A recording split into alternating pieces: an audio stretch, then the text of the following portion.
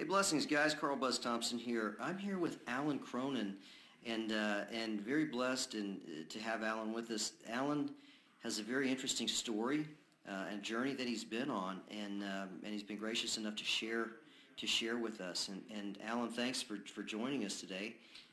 You're welcome. And just kind of would you enlighten, because we're all about lightening our toxic burden. You know, the problem is we don't see the toxins in the air, we don't see the toxins in the water, we don't see the toxins that we deal with, we don't see the germs, the virus, the bacteria, and a lot of times it's easy to take stuff for granted that we don't see, feel, or touch. And your story is one that's quite amazing. And I just would you share a little bit about yourself and your story and your background? Sure. Let's see, right now I am 55 years old. When I was 38 years old, I developed a hernia, and I went in for a hernia operation into, it was in Simi Valley Adventist Hospital. It was actually the Aspen Center across the street, the surgical center. So I had my hernia operation done there, and after the operation procedure was done, it was an outpatient procedure. Over the next 3 days, I started feeling really bad, like very bad flu-like symptoms like I've never had before. I went to the doctor twice, the next day and the following day after my procedure, to tell them that I did not feel good, and I was feeling worse. On the third day, I actually went into the emergency room, and it was on the third day after the procedure where I actually went into a coma, and I had no idea what was going on. I had never had a procedure before. It turns out that I had developed MRSA, staph infection, from the hernia operation, and that was established. After they had opened up the hernia site and saw what was in there, and they cleaned it up. They tested it and found out it was MRSA. So basically, from a hernia operation, I developed MRSA staph infection in a surgical room. So you go in for a hernia surgery. Yes. Routine surgery. Routine. In 3 days, you're in a coma with no idea what's going on.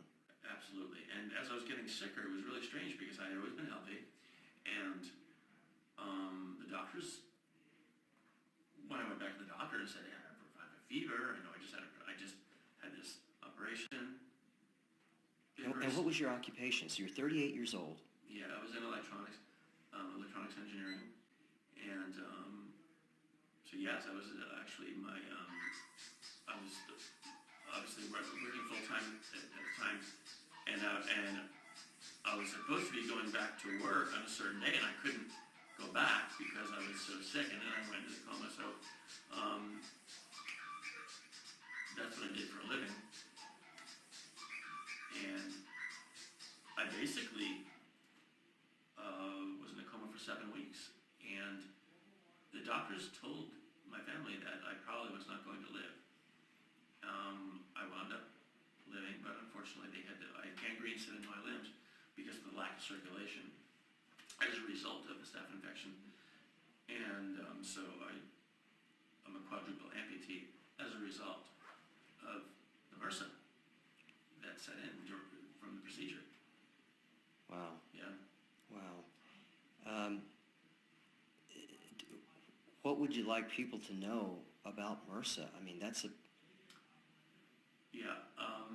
To me, it's really important that people know that hospitals and the rooms that they operate in and work in and exist in, they're not as clean as people think they are. You know, there are particles in the air and on doorknobs and whatever that you can't see that are very dangerous. It's quite interesting because during my time that I was,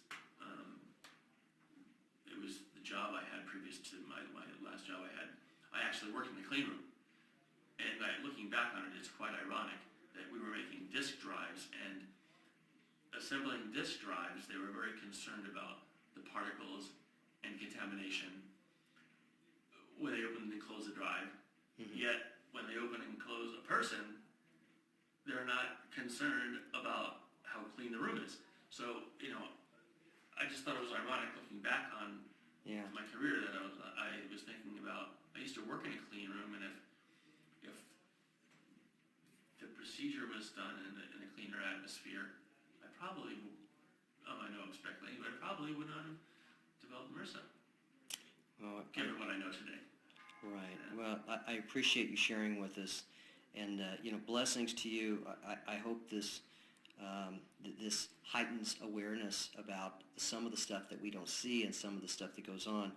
I know in what we do with our air technology, being able to proudly say that our hydrogen peroxide molecule technology has a very effective rate at killing staph and strep and E. coli, but most importantly in this situation, MRSA. And thank you for sharing and blessings, and you've made a major contribution in enlightening others, so thank you so much. Oh, you're very welcome.